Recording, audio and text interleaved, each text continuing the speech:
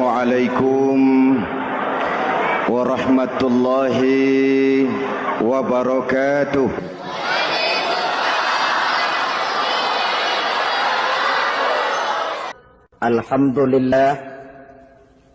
Alhamdulillahillazi ja'ala Ramadhana syahra siyama lil mu'minin.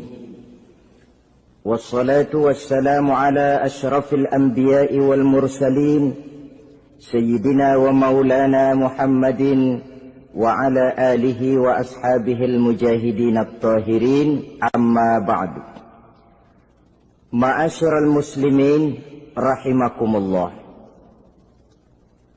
Dari jumlah 12 bulan yang ada dalam agama kita, yang dihitung sejak Muharram sampai dengan bulan Zulqa'dah, maka Ramadan mendapat gelar Sayyidus Syuhur. Sayyidus Syuhur artinya raja, penghulu atau tuan dari seluruh bulan. Apa sebabnya maka Ramadan ini dinamakan Sayyidus Syuhur? Sebab yang pertama, Ramadan dipilih oleh Allah menjadi bulan tempat di mana pertama kali diturunkan ayat-ayat suci Al-Quranul Karim. Allah tidak memilih Rabiul Awal, tidak Rajab, tidak pula Sya'ban misalnya, tetapi dipilihnya Ramadan untuk menjadi bulan di mana diturunkan ayat-ayat suci Al-Quranul Karim. Seperti yang dijelaskan dalam surah Al-Baqarah ayat 185, A'udzu billahi minasyaitonir rajim. Syahrul Ramadan allazi unzila fihi al-Qur'an hudan lin-nasi wa bayyinatin minal huda wal furqan. Bulan Ramadan, bulan di mana diturunkan di dalamnya Al-Qur'anul Karim yang merupakan petunjuk dan jalan menuju petunjuk bagi orang-orang yang beriman. Oleh sebab itu, salah satu bentuk ibadah yang sangat dianjurkan di bulan Ramadan diantaranya ialah memperbanyak membaca ayat-ayat suci Al-Quranul Karim. Yang kedua, Ramadan disebut Sayyidus Syuhur karena di dalamnya ada satu malam yang bobotnya khairun min alfi syahr. Satu malam tetapi lebih baik daripada 1000 bulan. Itu dinamakan dengan Lailatul Qadar. 1000 bulan kira-kira 83 tahun. Nilai ibadah di malam itu lebih baik daripada nilai ibadah 83 tahun. Padahal umur orang sekarang kan jarang yang sampai 83 tahun. Bagaimana ini harus kita pahami? Ma'asyiral muslimin, sejak kita akil balik sampai kepada usia kita yang sekarang ini, kalau kita mau jujur bercermin, rasanya kita harus mengakui banyak dosa dan kesalahan yang pernah kita kerjakan. Kalau kita berbuat dosa selama 40 tahun, kemudian kita bertaubat 20 tahun lamanya, kalau menurut rumus dagang, ini kan belum tertutup. Dosa 40 tahun ditebus dengan taubat 20 tahun. Tapi haruskah dosa tidak terampuni? Allah Subhanahu wa ta'ala Maha Penyayang. Disediakannya malam-malam yang istimewa, yang punya nilai khusus. Seolah-olah Allah berkata, hai manusia, kau tidak perlu putus asa. Bagaimanapun banyak dosa kau lakukan, bagaimanapun banyak kesalahan kau kerjakan, nih, aku sediakan satu malam khairun min alfi syahrin, lebih baik daripada 1000 bulan yang disebut dengan Lailatul Qadar. Kapan sih Lailatul Qadar itu? Menurut Al-Imamul Ghazali, Lailatul Qadar itu adanya pada 10 hari yang akhir di bulan Ramadan, terutama pada malam-malam ganjil. Malam 21, 23, 25, 27, dan 29. Tapi orang yang ingin menemukan Lailatul Qadar, dia harus sudah berjaga sejak awal Ramadan. Jadi nggak boleh pakai ilmu ngincer. Tahu ilmu ngincer? Tanggal 20 Ramadan nggak terawih, 21 terawih, 22 perek lagi, 23 masuk lagi, 24 nggak ke masjid. Temannya tanya, kenapa nggak ke masjid? Ini kan bukan malam ganjil, nggak turun Lailatul Qadar. Saya kira yang kayak begini dapatnya bukan Lailatul Qadar, boleh jadi Lailatul Qadar. Orang yang ingin menemukan Lailatul Qadar itu, dia harus berjaga-jaga sejak awal Ramadan. Inilah di antara tugas kita, memanfaatkan waktu-waktu yang punya nilai istimewa. Itu ada dalam agama. Dalam setiap minggu ada hari istimewa. Dalam setiap hari ada jam-jam istimewa. Dalam setiap tahun ada bulan istimewa. Coba, dalam setiap minggu ada hari istimewa, hari Jumat. Dalam setiap hari ada jam-jam istimewa, sepertiga malam yang terakhir. Antara jam 2 sampai menjelang fajar di kala subuh, itu saat-saat istimewa. Di samping saat istimewa, Allah pun menyediakan tempat-tempat yang istimewa. Solat di Masjidil Haram, pahalanya 100.000 kali ketimbang solat di masjid-masjid lain. Begitu di Masjid Nabawi misalnya, ini tempat yang istimewa. Lailatul Qadar, waktu yang istimewa yang diberikan kepada kita untuk kita manfaatkan dengan sebaik-baiknya. Toh dalam kehidupan bernegara saja misalnya, kan pada setiap tanggal 17 Agustus itu presiden memberikan grasi ampunan kepada para entah itu tahanan politik dan sebagainya. Ada yang mendapat potongan tahanan. Waktu-waktu yang istimewa. Inilah sebab kedua kenapa Ramadan dinamakan Sayyidus Syuhur. Sebab yang ketiga, Ramadan disebut Sayyidus Syuhur karena di dalamnya nilai kebajikan berlipat ganda adanya. Satu hadis menjelaskan, "Lau ta'lamu ummati ma fi Ramadan, latamannau an takuna as-sanatu kullaha Ramadan." Andai kata umatku tahu keistimewaan apa yang ada di dalam bulan suci Ramadan, niscaya mereka ingin agar sepanjang tahun isinya Ramadan saja. Apa sebabnya? Li'annal hasanata fihi mujtami'atun.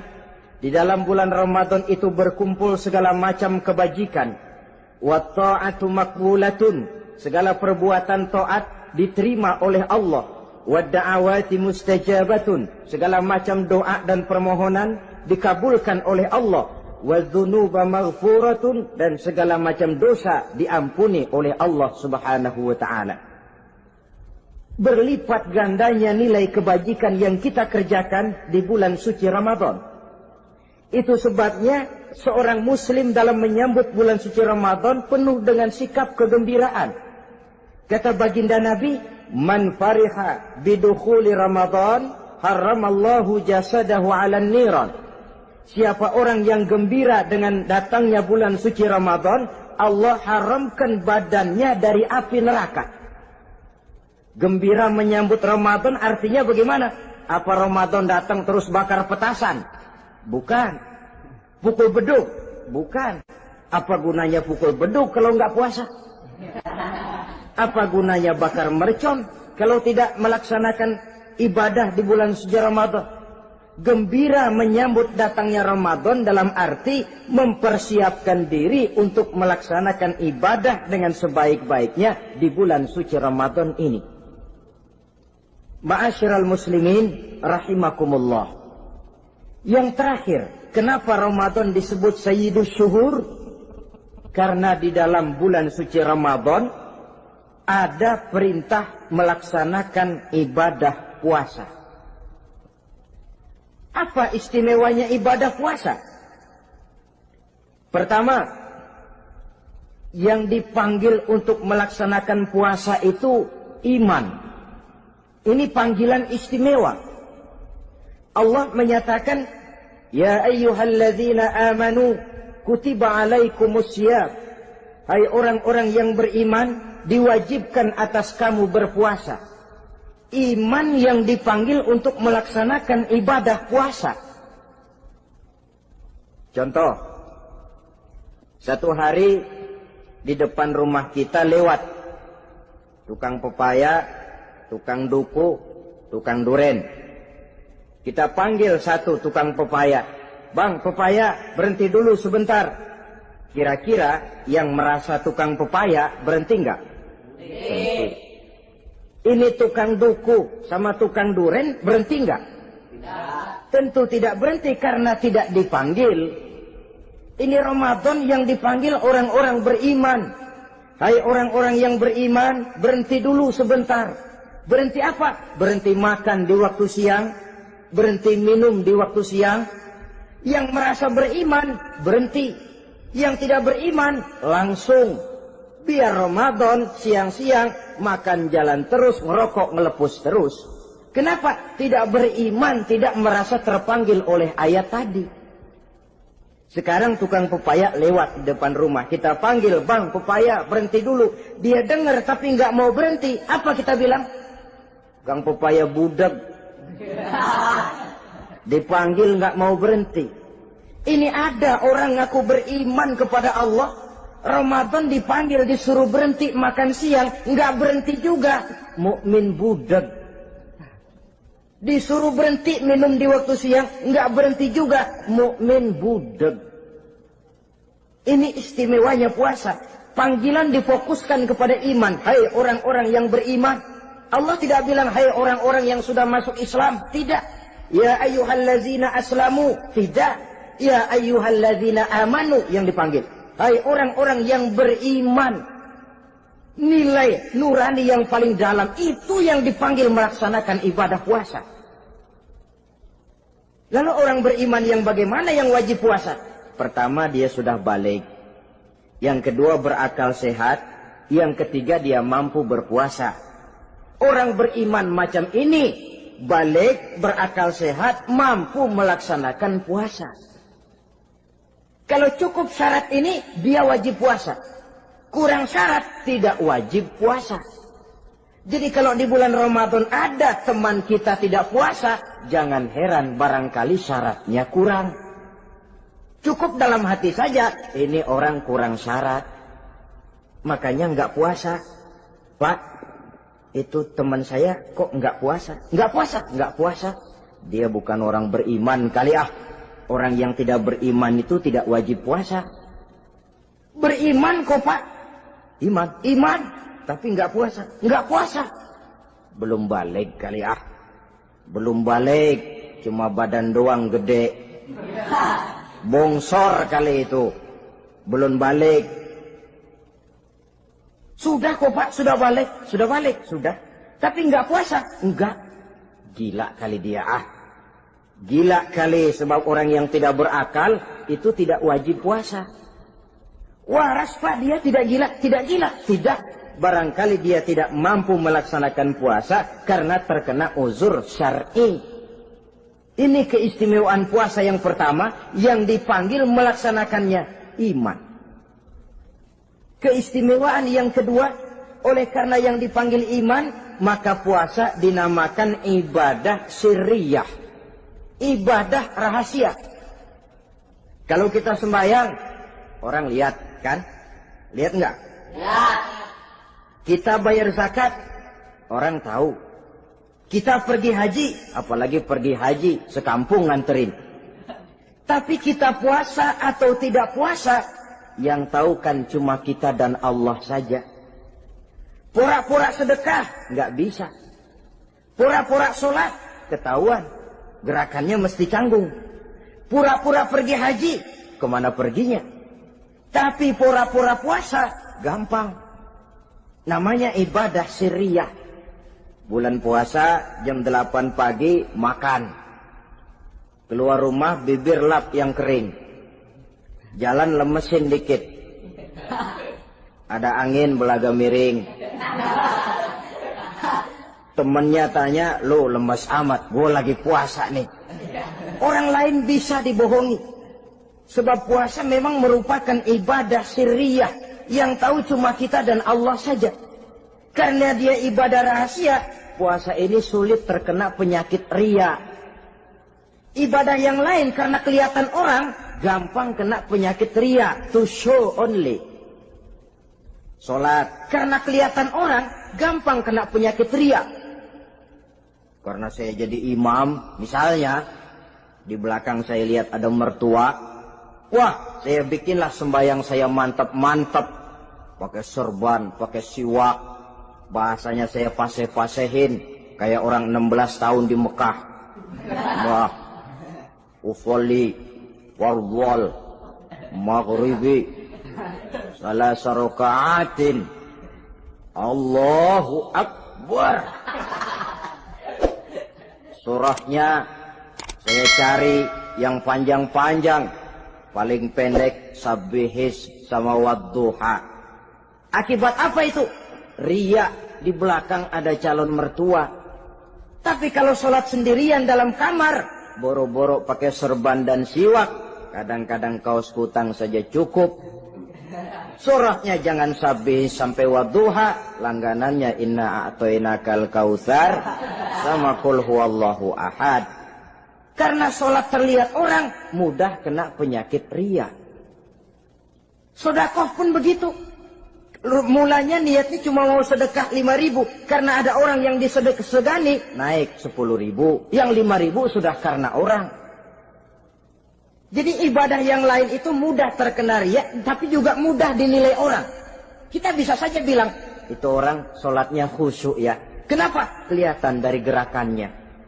Itu orang hajinya mabrur ya. Kenapa? Kelihatan dari tingkah lakunya setelah pulang haji. Itu orang sedekahnya berani ya. Kenapa? Ketahuan dari jumlahnya. Ibadah yang lain bisa dinilai, tapi puasa nggak bisa dinilai. Itu orang puasanya mantap bener ya. Kenapa? Beludah melulu. Itu bukan ukuran. Itulah sebabnya dia dinamakan ibadah sirriyah, ibadah yang abstrak, yang tahu cuma si pelaksana dan Allah saja. Ini keistimewaan puasa yang kedua.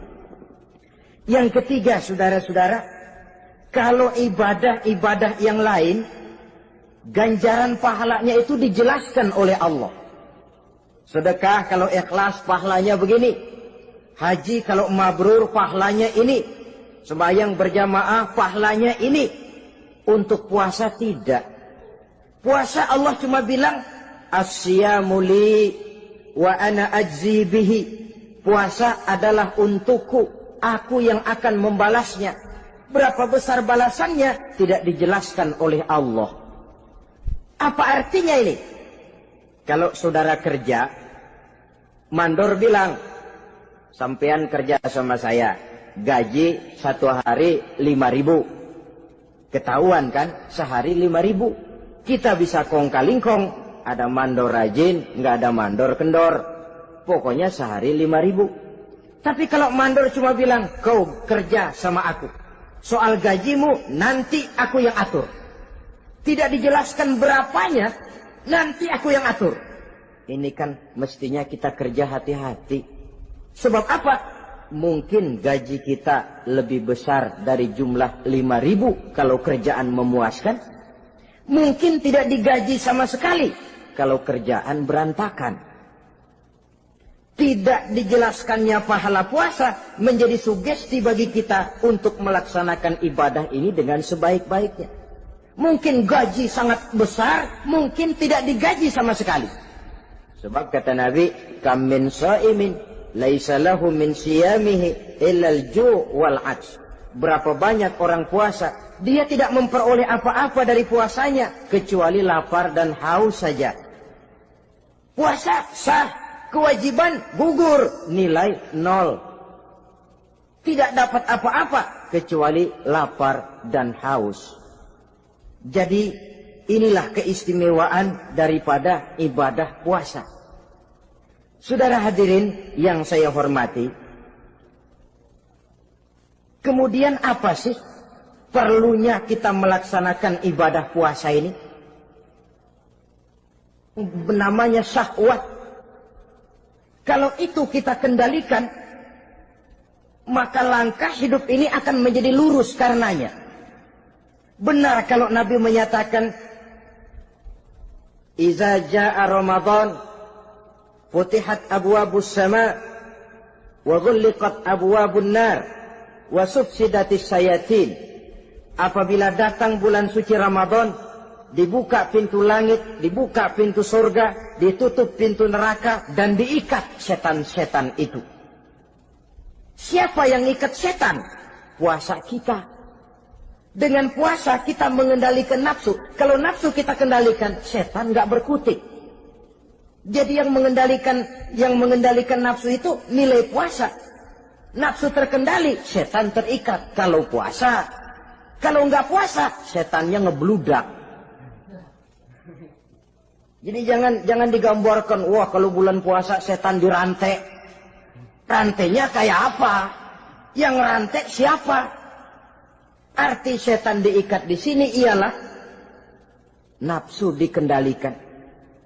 Dengan apa? Mengatur makan dan minum. Puasa kan sebenarnya logikanya mengatur perpindahan waktu makan dan minum saja.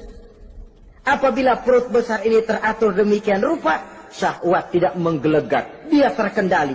Dengan hidup pandai mengendalikan nafsu, iblis tidak berdaya dan tidak berkutik. Ma'asyiral muslimin rahimakumullah, Nabi bersabda, "La yu'minu ahadukum hatta takuna hawahu taba'an lima ji'tu bih." Belum sempurna iman kamu kalau nafsumu belum ikut apa yang aku bawa. Yang dibawa Nabi tidak lain daripada syariat, termasuk di dalamnya pelaksanaan ibadah puasa. Karena itu saya pesan kepada seluruhnya, jangan kalau puasa kayak orang ngancem. Siang bisa mengendalikan nafsu, tapi begitu maghrib berbunyi, nafsu sudah tidak terkendalikan lagi. Itu namanya puasa orang ngancem. Kayaknya, biarin siang gua tahan, ntar lo maghrib. Begitu maghrib berbunyi, sudah macam bendungan pecah. Semua isi meja pindah ke perut. Akhirnya, kalau siang dia setengah mati kelaparan, habis buka setengah mati kekenyangan. Dua-duanya jelek. Kalau sudah kekenyangan, yang enak kan ngukur balik. Tidur. Maghrib liwat, isya out, tarawih boten. Temennya nyamper ke masjid yuk terawih duluan deh, gua kenyang bener nih. Kenyang. Berbuka itu yang bagus pakai etik ya. Etika buka itu, maghrib berbunyi, cukup seteguk air, 3 butir korma atau sepotong kue. Sholat maghrib. Selesai sholat maghrib, masuk ronde kedua. Waktunya agak panjang, makan ala qadarnya. Selesai makan, berangkat ke masjid, isya, tarawih. Pulang tarawih, masuk ronde ketiga. Waktunya panjang, mau habis-habisan juga nggak apa-apa. Tapi kalau begitu maghrib berbunyi, langsung dipukul 1 ronde, kita yang rubuh. Kekenyangan. Waktu siang dia sanggup mengendalikan nafsu, tapi begitu maghrib berbunyi, nafsu sudah tidak terkendali lagi. Asar pengaruh puasa tidak akan membekas dalam jiwanya. Siang jelas puasa, nggak boleh ngerokok. Begitu maghrib sampai imsak kayak lokomotif, kelebal kelebul nggak berhenti. Tidak lagi sanggup mengendalikan diri, mumpung boleh katanya. Sampai pernah kejadian ada orang bangun sahur kesiangan, bingung dia waktunya tinggal dikit. Mau sahur dulu nggak keburu ngerokok, mau ngerokok dulu takut nggak keburu sahur, akhirnya bareng. Sebelah nyuap nasi, sebelah ngerokok. Itu macam mana rasanya kalau sudah kayak begitu? Padahal pengaruh daripada melaksanakan puasa akan terlihat dari sejauh mana seseorang dalam hidup mampu mengendalikan nafsu. Bukan pada waktu memang dilarang, tapi pada waktu diizinkan. Di situ yang paling kelihatan. Kalau waktu siang saudara mampu mengendalikan nafsu, itu jelas saja memang seharusnya orang puasa. malam dalam keadaan makan boleh, minum boleh, masih mampu mengendalikan nafsu, dalam arti makan dan minum pada batas yang wajar saja. Itulah yang dikehendaki dari melaksanakan ibadah puasa.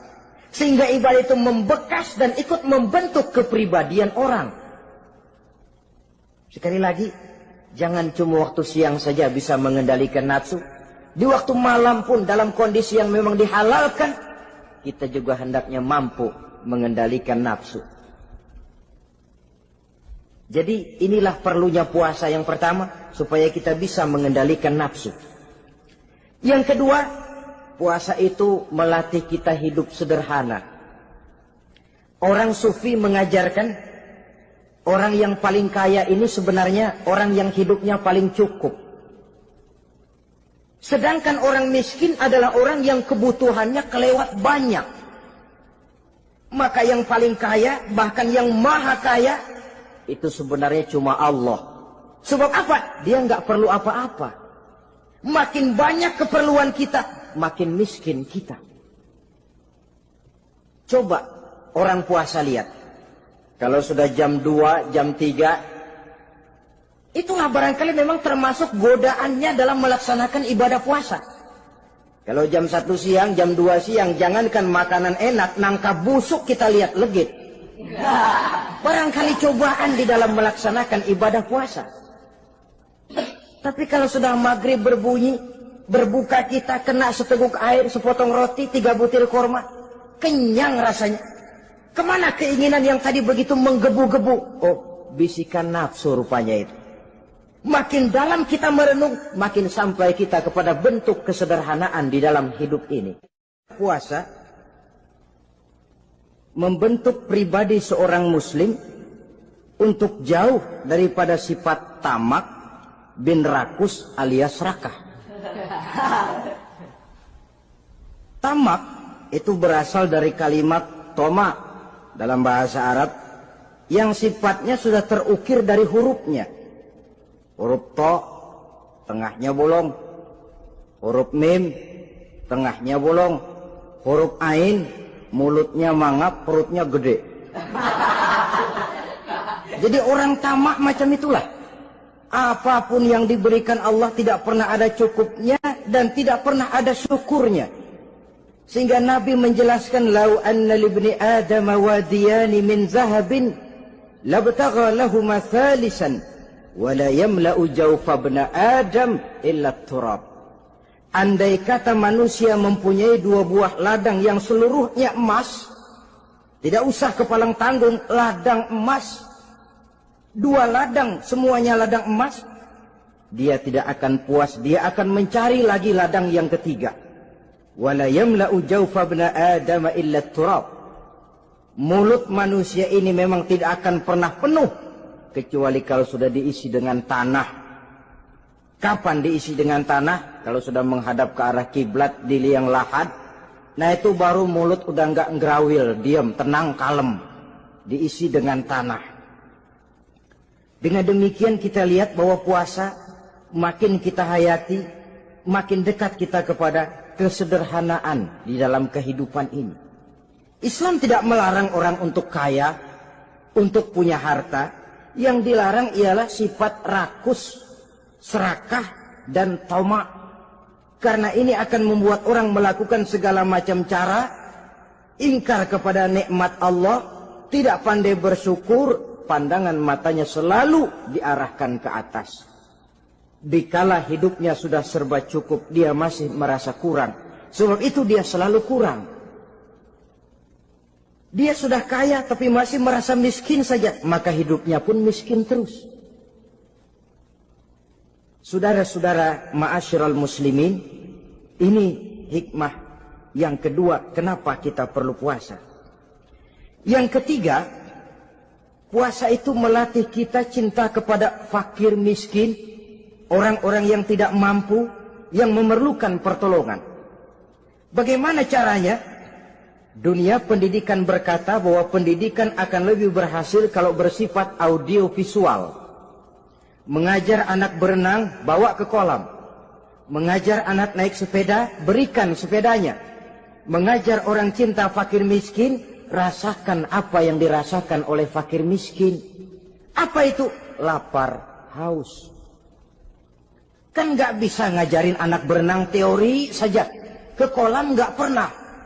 Teori hafal luar kepala. Gaya dada begini, gaya 200 meter begini, gaya kupu-kupu begini, gaya bebas begini. Teori hafal ke kolam nggak pernah. Sekali terjun, gaya batu. Sudah nggak timbul-timbul lagi. Nggak bisa ngajar anak naik sepeda cuma teori saja. Sepedanya tidak pernah diberikan. Hafal teori, bab 1 pegang stang. Bab 2 dorong. Bab 3 kaki kanan naik pedal kanan. Bab 4 genjot. Hafal teori, megang sepeda nggak pernah. Begitu dikasih sepeda dia naik, habis tukang bakso.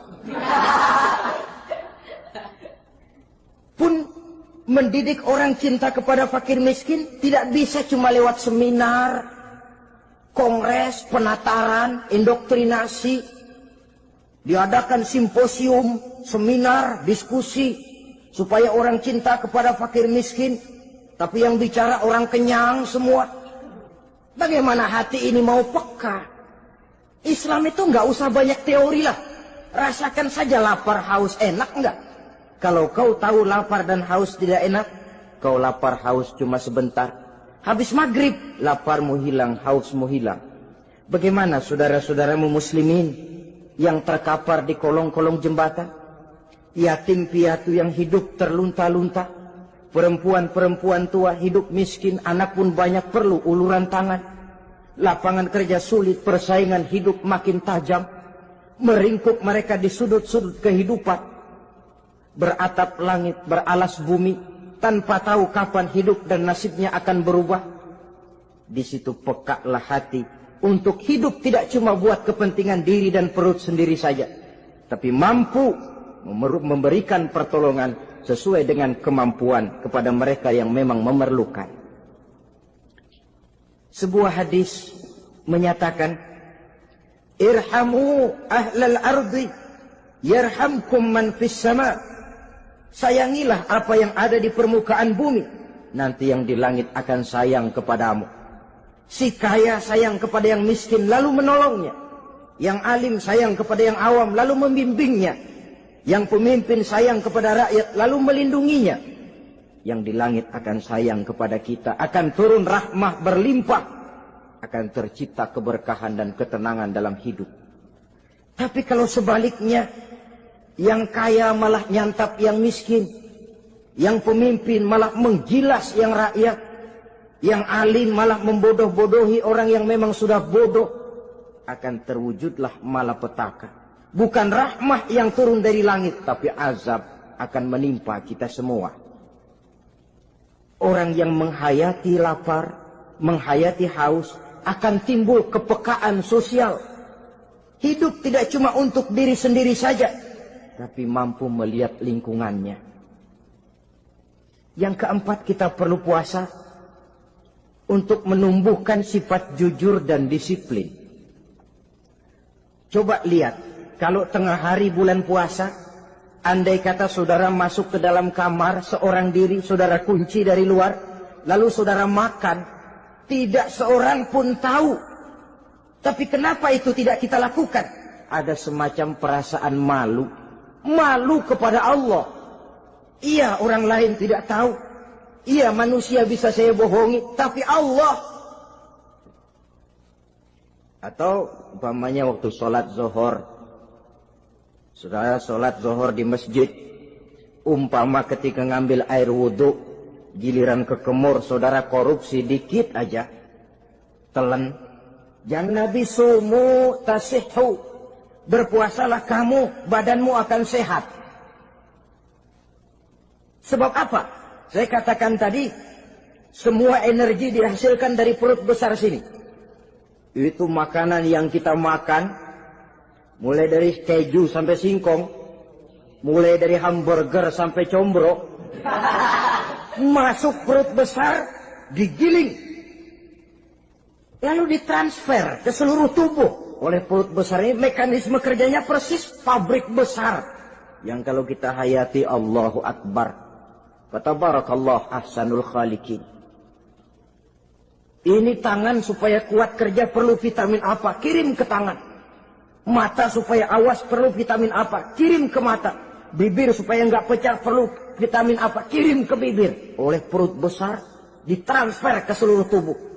Sisanya yang nggak perlu keluar jalan belakang. Kalau perut besar ini terus-menerus bekerja, ibarat mesin diforsir, dia akan cepat rusak. Maka datang bulan Ramadan, perut besar itu jangan terlalu diporsir. Diberikan tenggang waktu istirahat. Sehingga Nabi memberikan jaminan sumu tasihhu. Berpuasalah kamu, pasti kamu akan sehat. Buktinya, orang mati kelaparan banyak. Tapi yang mati karena puasa, kalau puasanya betul, nggak ada.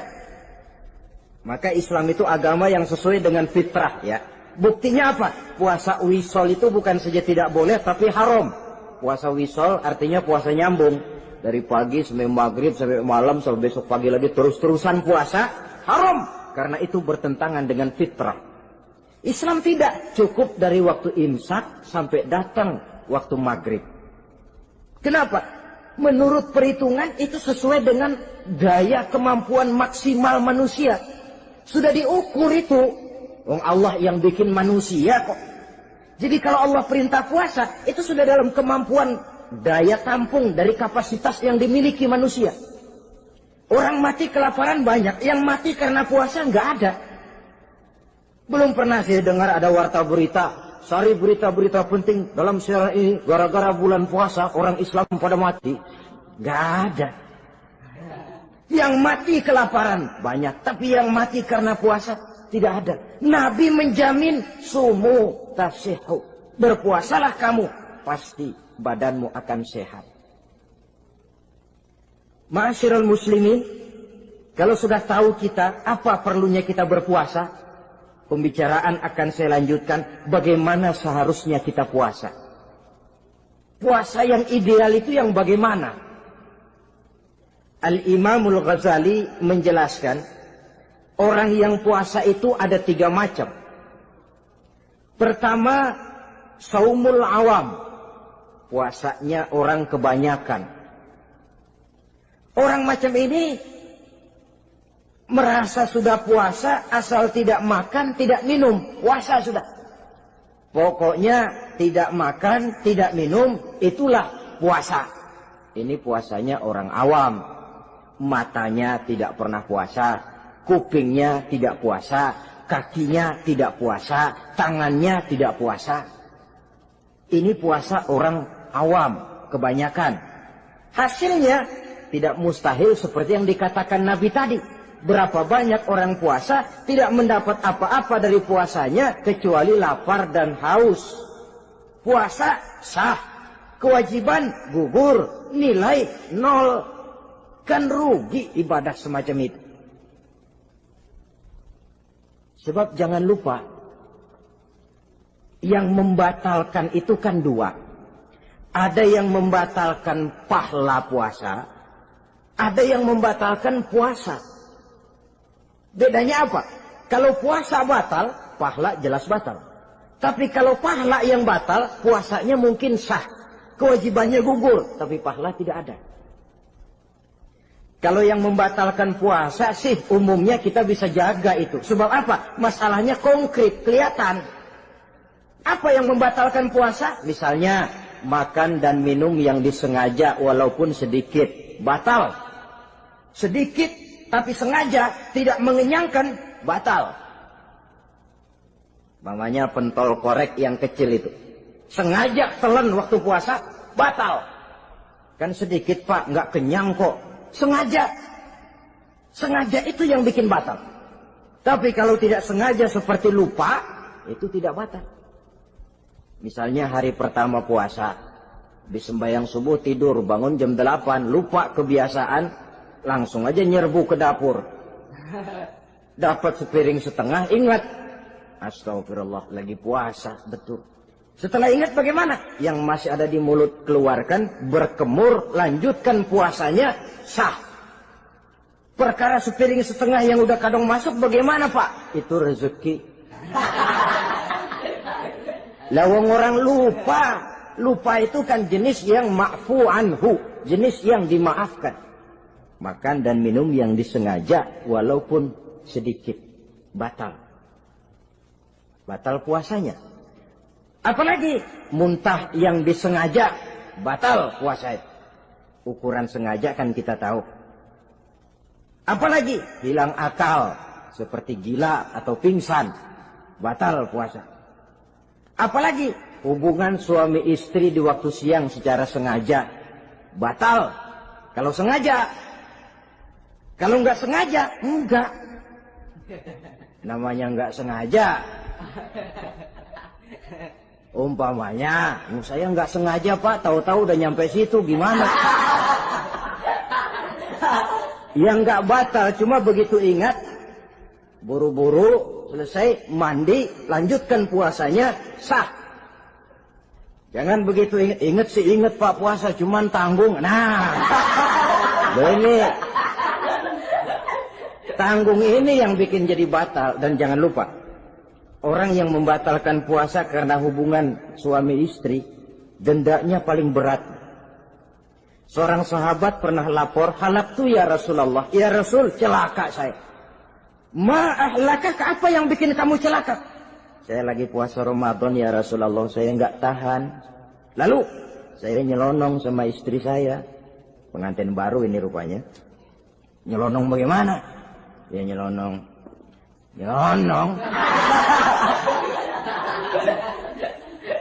Melanggar dia, tapi jujur. Lapor. Kata Rasul, ya sudah, bayar dendanya. Dendanya apa ya Rasulullah? Bebaskan budak. Aduh, saya nggak punya budak ya Rasulullah. Tidak punya? Tidak punya. Puasa 2 bulan berturut-turut. Tidak boleh diselang-seling. Syahraini mutatabi'aini. 2 bulan berturut-turut. Tidak boleh diselang-seling. Gimana? Sanggup puasa 2 bulan berturut-turut? Enggak kuat ya Rasulullah. Enggak kuat? Enggak kuat. Ramadan yang sebulan aja saya nyelonong. Apalagi 2 bulan. Kalau kau tidak kuat juga, beri makan 60 fakir miskin. 1 orang 1 mod. Ya Rasulullah. Apalagi? Jangan memberi makan 60 fakir miskin. Orang istri saya di rumah sehari masak 3 hari libur. Saya orang susah ya Rasulullah. Saya pikir lagian ya orang kebangetan juga. Sudah melarat sama larangan berani. Rasul masuk ke dalam kamar, keluar kembali bawa sekeranjang kecil kurma. Kalau kau tidak punya apa-apa, bawa pulang ini. Sedekahkan kepada orang-orang miskin di kampungmu sebagai pembayar dendamu. Ya Rasulullah. Apalagi? Di kampung saya itu yang paling miskin saya. Waduh, rusak bener ini orang. Apa marah Rasul? Beliau malah senyum. Ya sudah, kalau memang yang paling miskin kamu, bawa pulang saja itu kurma, beri makan anak istrimu di rumah. Orang ini udah melanggar larangan, dapat kurma lagi. Yang kedua, watak hukum Islam itu elastis, fleksibel, tidak kaku. Tidak kalau sudah begitu ya mesti begitu, itu tidak. Yang sering kaku kan kitanya umat Islam di dalam memahami Islam. Saudara hadirin yang saya hormati, yang tidak boleh itu pun di waktu siang. Kalau malam sejak maghrib sampai sebelum imsak, pada awal perintah puasa tidak boleh. Tapi ternyata banyak juga yang nyerempet-nyerempet. Sampai Allah turunkan, uhilla lakum lailatas siyami arrafasu ila nisaikum. Dihalalkan bagi kamu pada malam puasa bergaul dengan istrimu. Jadi barangkali di antara pendengar ini ada yang pengantin baru, tolong sabarlah di waktu siang. Tunggu maghrib berbunyi. Kalau sudah maghrib habis buka, mau buka lagi juga nggak apa-apa. Terserah saja. Ini yang membatalkan puasa. Yang kita sulit mengontrol, yang membatalkan pahalanya. Apa misalnya? Ngomong-ngomongin orang. Puasa. Ngomongin orang jalan terus. Itu ya tetangga kita. Kenapa emang? Oh, anu. Kita sih bukan ngomongin orang ini. Bukan ngomongin orang katanya. Ngomongin tuyul. Anu. Bohong. Orang puasa bohong apa puasanya batal? Tidak. Puasanya sah. Yang batal mungkin pahalanya. Saudara-saudara ma'asyiral muslimin rahimakumullah. Mata, terutama di kota-kota besar, menjaga mata ini kadang-kadang kita nggak pengen lihat tapi kelihatan. Sebab itu memang yang tidak boleh ngeliatin. Kalau kelihatan lain, kelihatan itu kan rezeki. Orang kita nggak mau tapi kelihatan. Yang kelihatan itu sebentar. Kata Imam Ali, nazaratul ula laka wa tsaniyatu alaika. Pandangan pertama untukmu, yang kedua atasmu. Jadi begitu kelihatan, ya sudah. Jangan kelihatan tapi manteng aja enggak mau. Jadi mantengnya ini yang jadi urusan. Saudara hadirin yang saya hormati, dengan kata lain, berusahalah kita untuk puasa zahir batin. Itu yang pertama tadi. Puasa tingkatnya orang saumul awam disebut. Tingkat yang kedua, saumul khawas. Puasanya orang khusus. Bagaimana ini? Di samping tidak makan dan tidak minum, panca inderanya sudah ikut puasa. Matanya puasa. Kupingnya puasa. Asal ada diajak ngomong-ngomongin orang, maaf ya, kuping saya lagi puasa. Kakinya puasa, diajak jalan ke tempat yang tidak baik, dia bilang, maaf saja, kaki saya lagi puasa. Diajak nyolong, maaf, tangan saya lagi puasa. Tidak cuma sekedar tidak makan dan tidak minum, panca inderanya sudah ikut puasa. Sekurang-kurangnya, seperti inilah puasa kita. Zahir, batin. Nah, yang tertinggi disebut saumu khawasil khawas. Puasa orang khusus yang lebih khusus lagi. Ini sudah the first class ini. Puasanya orang fit. Bagaimana puasanya orang ini? Di samping tidak makan dan tidak minum, puasa panca inderanya, hatinya juga sudah ikut puasa dari seluruh keinginan yang selain Allah. Wah, ini kelas tinggi. Orang yang puasa macam ini, andai kata jam 3 sore dia berpikir, ntar sore buka pakai apa ya? Dia menganggap batal pahalanya. Kenapa? Masih mikirin makanan.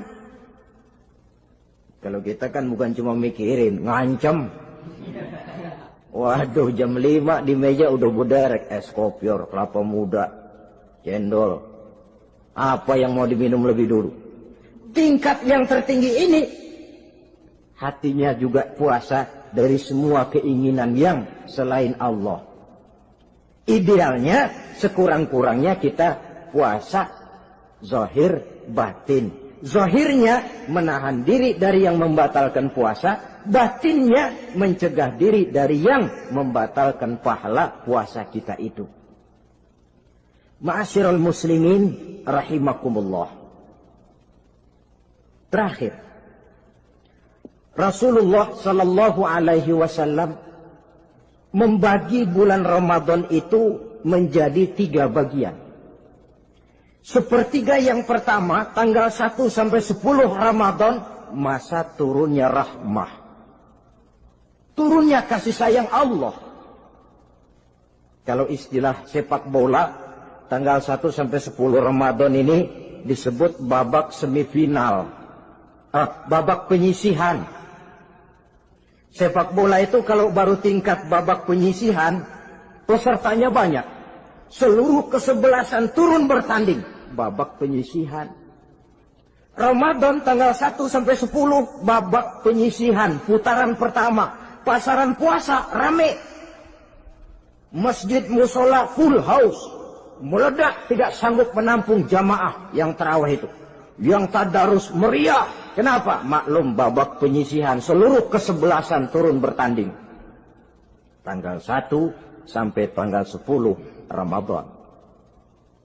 Bila itu selesai, selesailah putaran pertama. Masuk putaran kedua, sepertiga yang kedua, tanggal 10 sampai 20 Ramadan, masa maghfirah. Masa turunnya ampunan dari Allah. Masuk babak semifinal. Sepak bola itu kalau sudah babak semifinal, itu kan sudah banyak kesebelasan yang masuk kotak. Maka 10 Ramadan ke atas, pasaran puasa mulai menurun. Yang enggak puasa mulai nekat. Yang tadarus sudah mulai sayup-sayup sampai.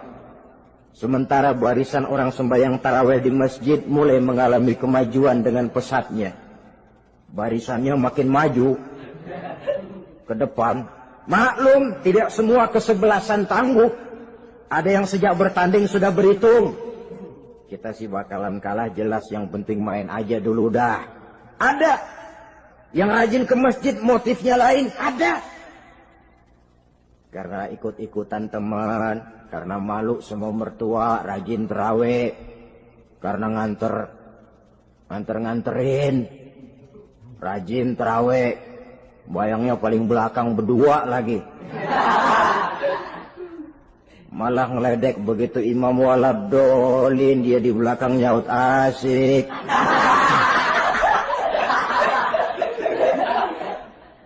Yang kayak begini ini sudah nggak bakal tahan lama. Akan gugur di babak semifinal. Puncaknya, putaran terakhir, tanggal 20 sampai akhir Ramadan, masa itkun minan nar, masa pembebasan dari api neraka. Masuk babak final. Kalau sudah babak final, ya pesertanya nggak banyak sudah. Ramadan tanggal 20 ke atas babak final. Pesertanya nggak banyak. Sebab apa? 20 Ramadan ke atas pikiran orang sudah bercabang itu. Yang punya kampung sudah siap-siap mau pulang mudik. Lebaran di buah kampung. Puasa kayak enggak, yang penting pokoknya lebaran. Yang pegawai negeri gajinya kecil, anaknya banyak, palanya ngebet. Yang belum punya sepatu, belum punya baju, macam-macam problem, sehingga konsentrasi ibadah menurun. Padahal Nabi sangat menganjurkan tingkatkan ibadah, la siyama fi asril awakhir, lebih-lebih pada hari 10 yang akhir, tanggal 20 sampai akhir Ramadan. Di situ dianjurkan memperbanyak ibadah, i'tikaf, tarawih, tadarus Quran, bersedekah, amalan-amalan sunnah yang sangat dianjurkan di bulan suci Ramadan ini. Nah, mereka yang keluar sebagai finalis Ramadan, Allah Subhanahu wa ta'ala berkenan memberikan piagam penghargaan. Di atas piagam itu tertulis dengan nyata, ghufira lahu ma taqaddama min zambihi. Pemegang piagam ini dinyatakan keluar sebagai finalis Ramadan. Kepadanya diberikan penghargaan dengan jaminan ampun terhadap seluruh dosa yang pernah dia kerjakan. Sehingga dia keluar Ramadan, masuk 1 Syawal, seperti bayi baru dilahirkan oleh ibunya. Bersih tanpa dosa, karena sudah dibersihkan oleh ibadah Ramadan. Sehingga masuk Syawal, dia rayakan Idul Fitri, dia pantas mengucapkan minal aidin wal faizin. Minal aidin artinya, semoga kita termasuk orang yang kembali. Kembali kemana? Kembali kepada fitrah. Seperti bayi baru dilahirkan oleh ibunya. Tidak punya dosa kepada Allah, karena sudah dibersihkan oleh ibadah Ramadan. Ini orang yang finalis. Puasanya betul, tarawihnya betul, pantas mengucapkan minal aidin. Dan kalau tarawih cuma 2 malam, puasa 3 hari. Lebaran paling rajin, mas minal aidin, ya minal aidin. Nggak tahu diri lu. Minal aidin dari mana? Saudara hadirin, dosa kepada Allah bersih oleh ibadah Ramadan. Tinggal dosa kepada sesama manusia, berhalal bihalal di hari raya Idul Fitri. Malas berusaha. Orang kalau sudah terlalu asik berkhayal, menghitung bintang di langit, malas berusaha. Kalau ada temannya kerja jadi buruh kasar, bahwa hasil yang merupakan jerih payah dan peras keringat dia, 1 minggu bergaji 10-15 ribu, diketawain. Apaan gaji lu 10 ribu, 15 ribu? Entar gua nih kalau ketembus 100 juta, entar. Yang 10 ribu dan 15 ribu keringat orang itu dihina, itu dicela. Tetapi dia selalu menghitung, entar nih gua. Entarnya, wallahu a'lam. Saudara hadirin yang saya muliakan, timbullah sikap malas. Padahal di tengah negara sedang membangun di berbagai bidang kehidupan. Maka sifat malas ini merupakan musuh kita. Baik mengejar kemiskinan, baik mengejar kebodohan dan keterbelakangan kita di sektor-sektor lainnya. Alangkah akan terganggunya roda pembangunan di negara kita ini jikalau sebagian besar rakyat dihinggapi oleh penyakit malas, yang malas ini dilatar belakangi oleh penyakit tulul amal, terlalu muluk angan-angan, yang angan-angan ini dininabobokan oleh keinginan untuk mendapatkan untung yang besar tanpa peras keringat dan banting tulang. Sasaran yang lebih jauh, dan ini yang paling kita khawatirkan, hancurnya kubu-kubu pertahanan moral daripada bangsa kita. Kita sependapat bahwa lebih penting daripada membangun jembatan adalah membangun manusia yang membangun jembatan. Bahwa lebih penting daripada mengaspal jalan raya adalah membangun mental manusia yang melaksanakan pengaspalan itu. Dengan kata lain, membangun dan mempersiapkan manusia pembangunan.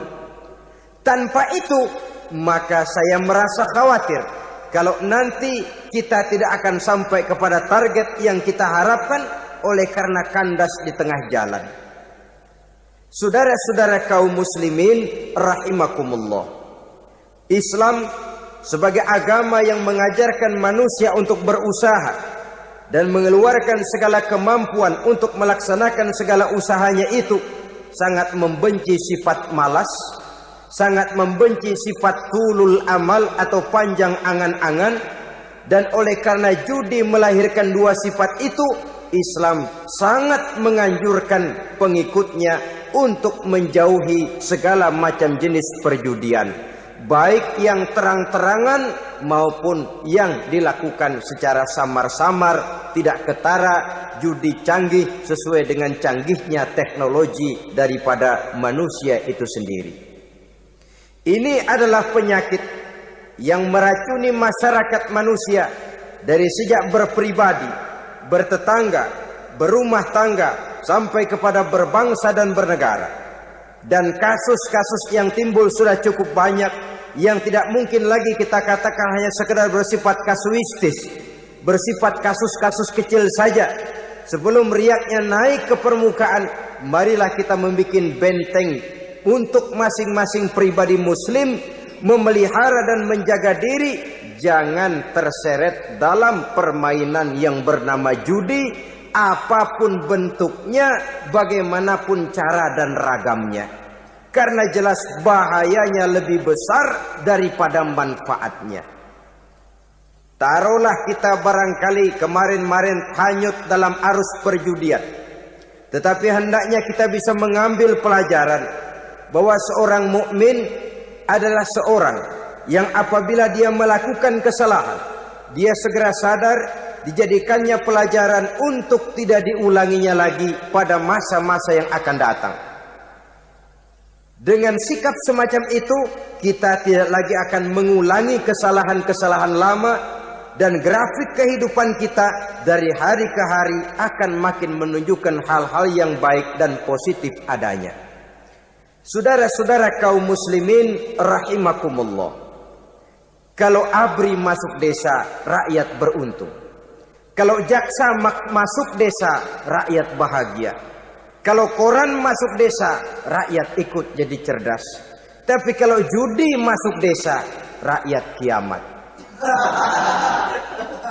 Pembangunan akan terbengkalai, roda perekonomian akan lesu. Karena mestinya orang membelanjakan uang untuk sesuatu yang dia perlukan, akhirnya dia belanjakan untuk sesuatu yang dia tidak perlukan, karena gambaran, khayalan akan mendapat keuntungan yang jauh lebih besar lagi. Padahal istilah orang-orang tua kita dulu, lebih baik makan singkong betulan daripada makan roti ngimpi. Artinya uang yang 1.000-2.000 rupiah itu lebih baik dibelikan beras, dimasak, makan bersama anak dan istri, terasa nikmat dan halalnya, ketimbang beli kertas lalu ngelamun, menghayal, menghitung yang bukan-bukan. Itu kertas dibolak madep ulon, dibolak madep mudik, diputer sana, diputer sini, akhirnya palanya ikut muter. Kira-kira apa yang cocok? Masih belum puas, kertas dilihat, orang gila ditanyain. Sudah tahu waras, orang gila yang ditanya. Masih belum puas, nanya orang gila, tidur di kuburan. Allahu Akbar. Padahal di rumahnya tempat tidurnya empuk, anget, nggak ada nyamuk. Kuburan, tidur di kuburan. Dampak-dampak negatif yang semacam ini pada gilirannya mau atau tidak mau akan menyeberang kepada garis akidah, membahayakan dan mengancam nilai-nilai tauhid yang kita miliki. Sudah kertas dibolak-balik tidak puas, orang gila ditanya. Orang gila ditanya belum maram, tidur di kuburan. Barangkali ada bisikan. Saudara hadirin yang saya muliakan, memang walaupun wahyu sudah berhenti, tapi Allah masih memberikan ilham kepada hamba-hambanya yang dikehendakinya. Tetapi ilham itu bentuknya positif. Kalau saudara pagi-pagi berniat, tahu-tahu datang pikiran nanti malam mau ngaji, itu namanya ilham. Kalau saudara sedang merenung, tahu-tahu datang pikiran, saya mau sedekah, itu namanya ilham, bentuknya positif. Tapi kalau ngelamun, tahu-tahu datang pikiran nomor sekian pasang, itu bukan ilham, itu belis.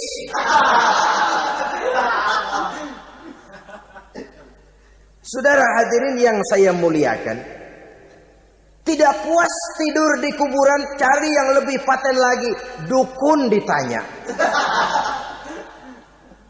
Nah, saya ingin menuduhkan persoalan. Apa tidak boleh orang ziarah kubur? Apa tidak boleh orang pergi ke dukun? Ini dalam kaitannya dengan judi, karena ini penyakit yang sudah merajalela, mewabah di kalangan masyarakat kita di lapisan yang bawah ini.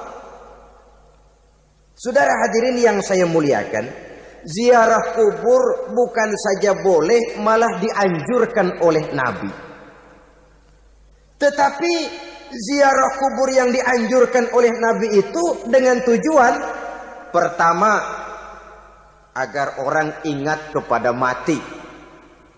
Kafa bil mauti wa'izah, kata Nabi. Cukup dengan mengingat mati menjadi pelajaran bagi kamu semua. Maka etikanya diajarkan, kalau saudara ziarah kubur, sampai di depan pintu kubur itu kan, Assalamualaikum ya ahlal kubur, wa inna insyaallahu bikum lahikun. Kami satu saat insya Allah pasti akan menyusul kamu. Kalau kamu sekarang berbaring di sini, satu saat kami akan berbaring di sini. Ziarah kubur mengingatkan orang kepada mati. Orang yang ingat kepada mati, gaya hidupnya lain dengan orang yang tidak ingat mati. Nah, orang kalau nggak ingat mati, gaya hidupnya nggak terkontrol. Kalau dia berkuasa, Fir'aun, itu nggak ingat mati. Kalau dia kaya, Korun. Sudah gambarannya nggak merupakan gambaran-gambaran yang baik. Orang yang ingat mati, dia berkuasa, dia berlaku adil. Suatu saat saya akan mati dan ini akan dimintakan pertanggungan jawab. Orang kaya ingat mati, dia akan jadi pemurah. Kenapa? Kalau saya diberikan ilmu, pertanyaan akhirat cuma satu, ilmumu kau amalkan untuk apa? Kalau saya diberikan umur panjang, pertanyaan akhirat cuma satu, umurmu kau habiskan di mana? Tapi jikalau saya diberikan harta, pertanyaan akhirat ada dua, hartamu kau dapat dari mana, kau belanjakan kemana? Depannya ditanya, belakangnya ditanya, dapat dari mana, dibelanjain kemana? Sebab dua-duanya berkaitan dengan kegiatan. Kadang-kadang dapatnya dari jalan yang baik, tapi keluarnya ke tempat yang tidak baik, itu pun tidak betul. Atau dapatnya dari yang tidak baik, tapi dibelanjakan untuk yang baik, itu pun tidak bisa diterima. Oleh karenanya, dengan mengingat mati, gaya hidup seseorang jadi terkontrol karenanya. Yang kedua, dianjurkan kita untuk berziarah kubur itu mendoakan orang-orang yang sudah meninggal. Mal mayyitu fi qabrihi illa kal gharikil mutaghawis, kata Nabi. Orang yang sudah meninggal itu di alam barzakhnya adalah seperti orang yang tenggelam di lautan, menunggu doa dari keluarganya yang masih hidup. Apakah itu anaknya, kemenakannya, cucunya, dan lain sebagainya. Adapun yang kalau kita ziarahi itu kuburnya orang-orang yang kita tahu merupakan orang soleh, orang yang berjiwa bersih, yang kita kenal ketakwaannya kepada Allah Subhanahu wa Ta'ala, tidak ada salahnya kita bertabarruk, asal jangan dengan satu keyakinan bahwa dia secara mandiri bisa mendoakan kita.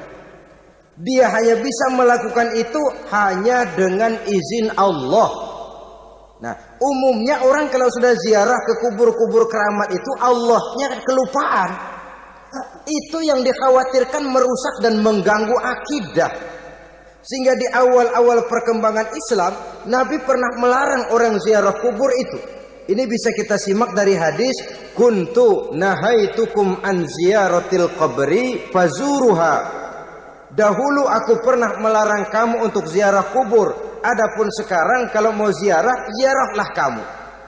Kata-kata dulu aku pernah melarang kamu, itu menggambarkan bahwa pada permulaan perkembangan Islam, nilai keimanan para sahabat masih rapuh, masih lemah, masih memerlukan pembinaan. Sehingga kalau mereka sering ke kubur, dikhawatirkan mereka minta kepada kubur. Nah, tetapi tatkala nilai keimanannya sudah mapan, sudah kuat, kata Rasul, fazuruha. Adapun sekarang kalau mau pergi berziarah, ziarahlah kamu. Saudara hadirin yang saya muliakan, jadi jangan melupakan Allah. Saya bisa saja berkata, kalau saya misalnya pakai cincin, lalu saya bilang, saya sejak pakai cincin ini, jangan anak gadis, nenek-nenek ngelihat saya lemes.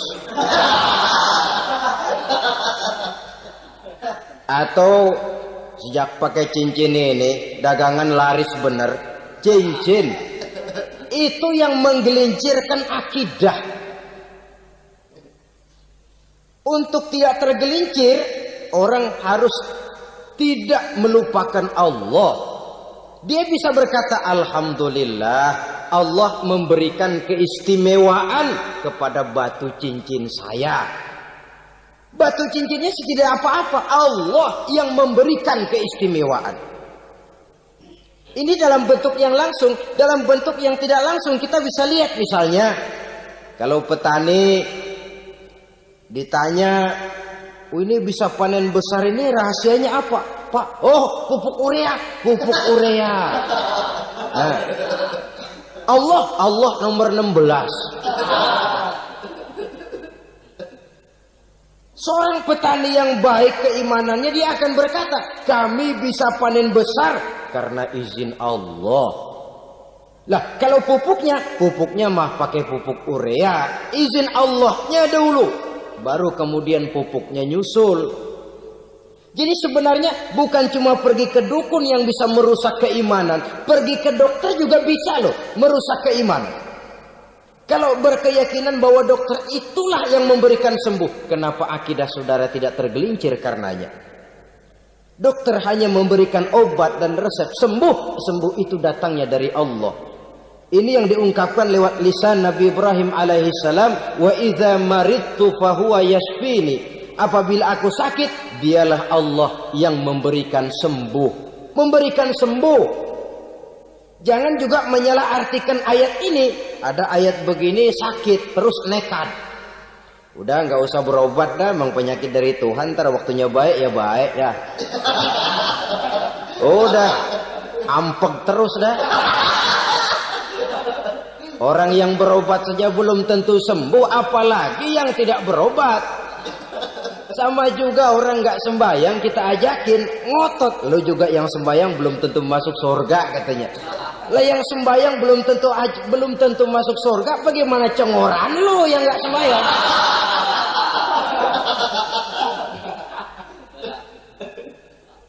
Saudara hadirin yang saya muliakan, kaum muslimin yang berbahagia. Jadi dengan demikian, maka jangan menghilangkan Allah. Kita, ajaran pokok dalam Islam adalah ajaran tentang tauhid. Nah, tauhid ini menyangkut mengesahkan Allah, baik di dalam zatnya, baik di dalam sifatnya, baik di dalam perbuatannya, baik di dalam beribadah kepadanya. Tauhid dalam ibadah itu ada. Tauhid dalam zat artinya zat Allah itu tidak tersusun, tidak terdiri dari bagian-bagian yang bisa dipecah-pecah. Ya seperti kita ini kan ada kepala, ada kaki, ada tangan. Allah tidak tersusun zatnya dari bagian-bagian. Esa zatnya tidak bisa dibagi-bagi. Esa sifatnya artinya Allah itu sifatnya tidak pernah berubah. Sejak dahulu sampai sekarang Allah itu cinta kepada orang beriman yang melakukan kebaikan. Dan Allah benci kepada orang kufur yang melakukan kejahatan. Mustahil satu saat Allah berubah. Orang kufur yang berbuat kejahatan didemenin, orang mukmin yang berbuat kebaikan dikeselin.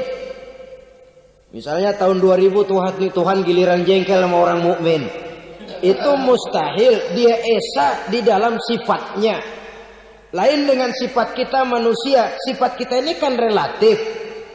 Ada saatnya kita senang, lain saat yang kita senang betul kita caci maki. Hari ini kita caci maki, besok kita puji. Lihat teman kaya, habis kita omongin. Boleh jadi dia kaya, kenapa? Dukunnya 36. Begitu kita habis caci maki begitu, dia datang ngasih duit sama kita. Cacian itu bisa berubah menjadi pujian. Lu ya emang bukan main dah. Sifat kita itu relatif, bisa terpengaruh oleh situasi dan kondisi. Saudara hadirin yang saya hormati, kaum muslimin yang berbahagia. Allah juga esa di dalam perbuatannya. Artinya di dalam menciptakan apapun yang akan diciptakan oleh Allah. Di dalam melakukan apapun yang akan dilakukan oleh Allah. Tidak terikat kepada faktor lain. Tidak memerlukan bantuan lain. Dia adalah mutlak. Nah, kemudian kita mengesahkan Allah dalam zatnya. Mengesahkan Allah dalam sifatnya. Mengesahkan Allah dalam perbuatannya. Belum tentu berarti kita mengesahkan Allah dalam ibadahnya. Sebab banyak orang yang yakin betul Allah itu esa. Teguh dengan pendiriannya. Tuhan lu siapa? Allah. Allah bagaimana? Esa. Bagaimana kalau 2? Kagak. 3? Enggak. Mantap. Soal tahlil paten. Tapi dalam ibadah kadang-kadang dia tidak mentauhidkan Allah. Ini makna wa ma umiru illa liya'budullaha mukhlisin. Kami tidak memerintahkan kepadamu kecuali untuk beribadah kepadaku, kata Allah, dengan ikhlas. Beribadah kepada Allah dengan ikhlas itu artinya apa? Beribadah hanya untuk Allah saja. Nah, kalau hanya untuk Allah saja, lalu kita minta berdoa di depan kuburan orang yang soleh, apa syirik? Tidak syirik. Kalau kita berkeyakinan bahwa orang tempat kita memanjatkan doa itu hanya bisa mendoakan kita dengan izin Allah. Dia sendiri tidak punya kekuasaan apa-apa. Tanpa izin Allah, dia tidak bisa berbuat apa-apa. Itu tidak menyebabkan orang menjadi syirik. Sama saja dengan kalau saya berkata tadi, alhamdulillah Allah telah memberikan keistimewaan kepada batu cincin saya. Apa salahnya Allah memberikan keistimewaan kepada benda-benda mati? Allah memberikan keistimewaan kepada Hajar Aswad, benda mati. Allah memberikan keistimewaan kepada Masjidil Haram, benda mati. Allah memberikan keistimewaan kepada Ka'bah, benda mati.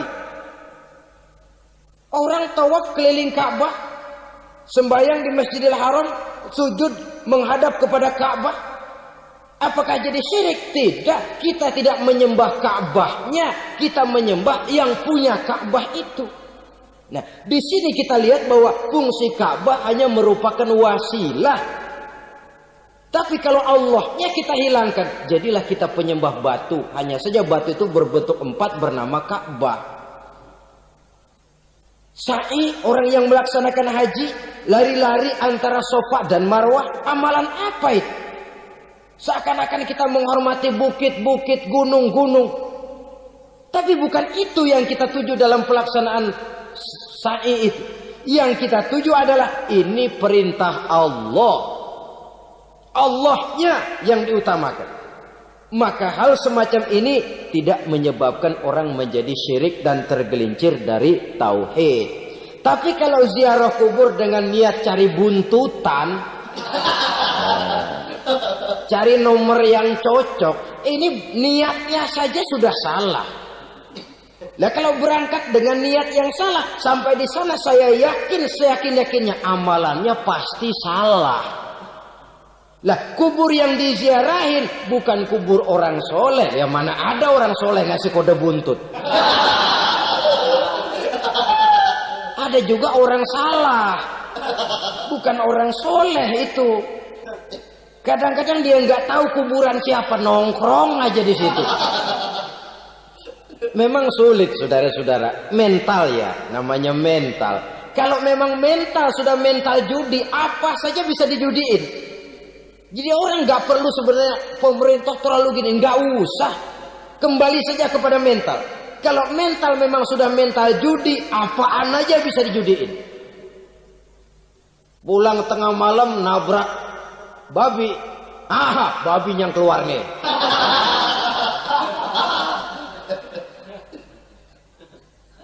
Mobil lewat, nomornya bisa dijudiin. Bajai lewat, bajai bisa dijudiin. Mental. Kalau memang mental sudah mental judi, apapun saja bisa dijudikan.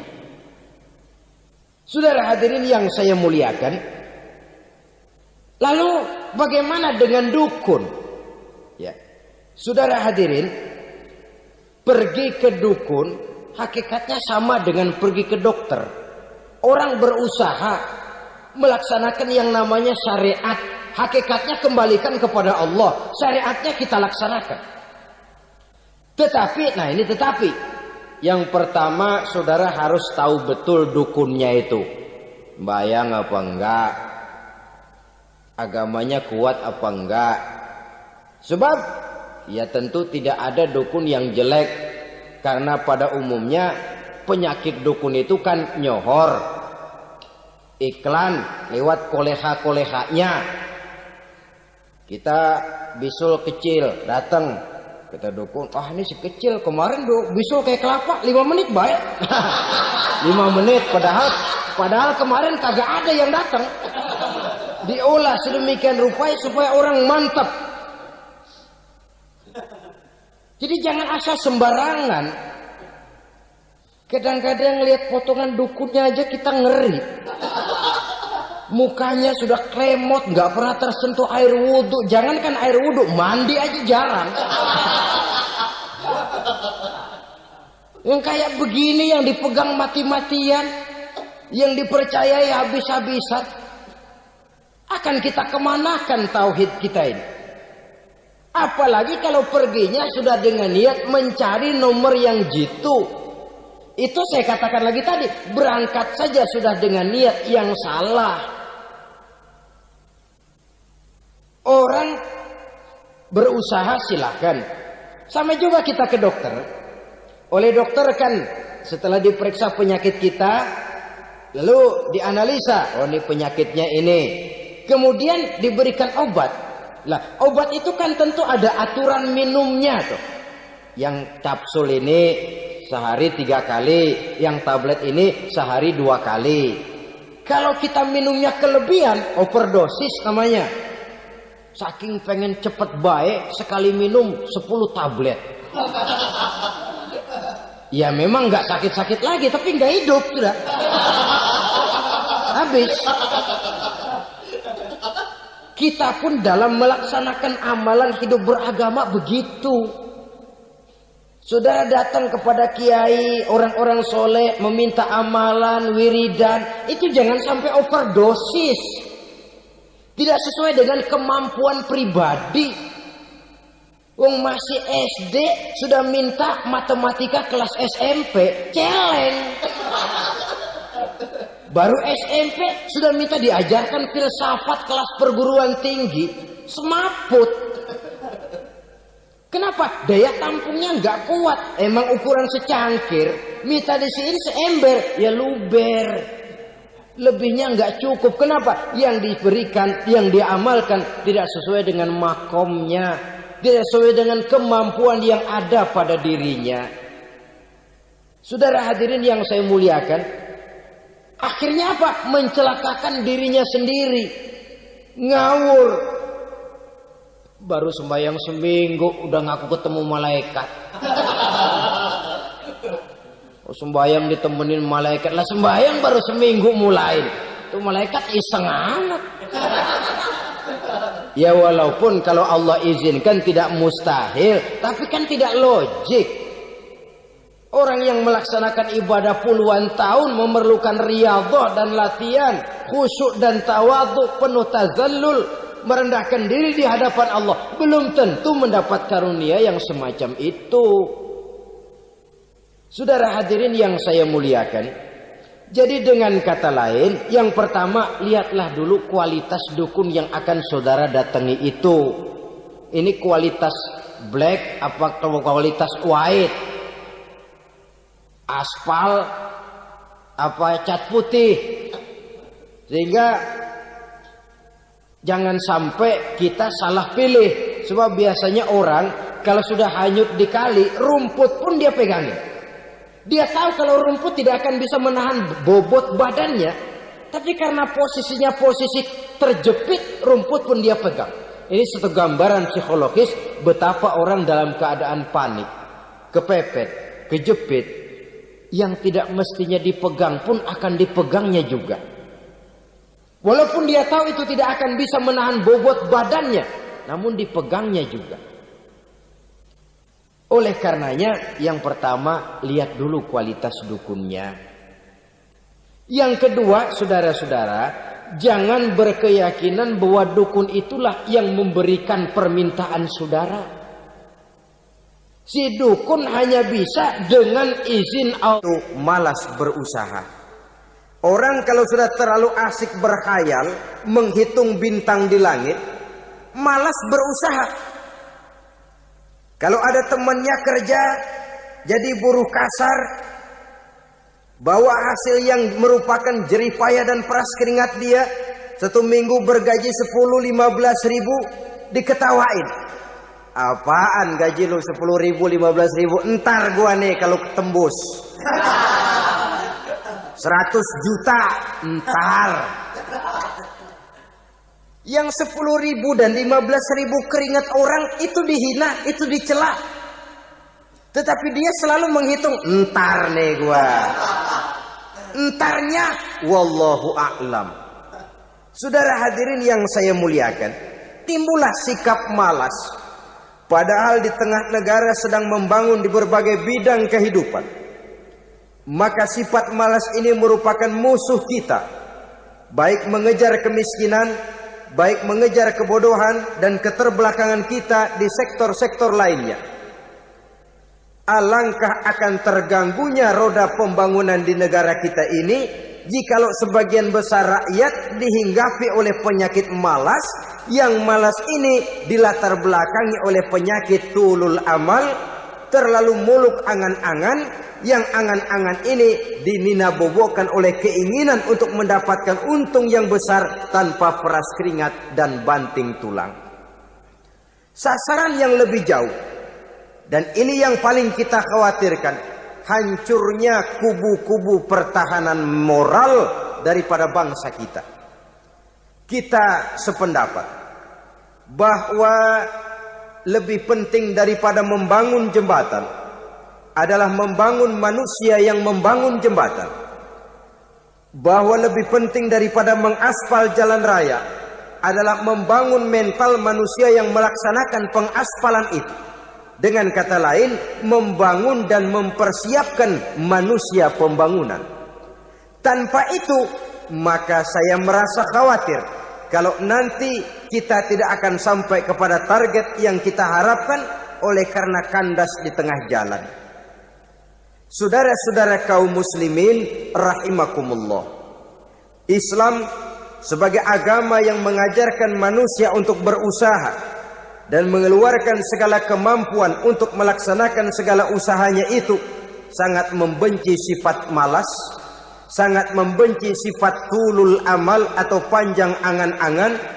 Dan oleh karena judi melahirkan dua sifat itu, Islam sangat menganjurkan pengikutnya untuk menjauhi segala macam jenis perjudian, baik yang terang-terangan maupun yang dilakukan secara samar-samar, tidak ketara, judi canggih sesuai dengan canggihnya teknologi daripada manusia itu sendiri. Ini adalah penyakit yang meracuni masyarakat manusia dari sejak berpribadi, bertetangga, berumah tangga, sampai kepada berbangsa dan bernegara. Dan kasus-kasus yang timbul sudah cukup banyak, yang tidak mungkin lagi kita katakan hanya sekedar bersifat kasuistis, bersifat kasus-kasus kecil saja. Sebelum riaknya naik ke permukaan, marilah kita membuat benteng untuk masing-masing pribadi muslim memelihara dan menjaga diri, jangan terseret dalam permainan yang bernama judi, apapun bentuknya, bagaimanapun cara dan ragamnya. Karena jelas bahayanya lebih besar daripada manfaatnya. Taruhlah kita barangkali kemarin-marin hanyut dalam arus perjudian, tetapi hendaknya kita bisa mengambil pelajaran bahwa seorang mukmin adalah seorang yang apabila dia melakukan kesalahan, dia segera sadar, dijadikannya pelajaran untuk tidak diulanginya lagi pada masa-masa yang akan datang.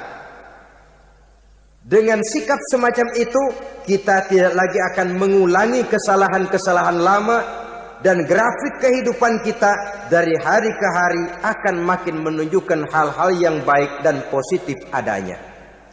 Saudara-saudara kaum muslimin rahimakumullah, kalau ABRI masuk desa, rakyat beruntung. Kalau jaksa masuk desa, rakyat bahagia. Kalau koran masuk desa, rakyat ikut jadi cerdas. Tapi kalau judi masuk desa, rakyat kiamat. Pembangunan akan terbengkalai, roda perekonomian akan lesu.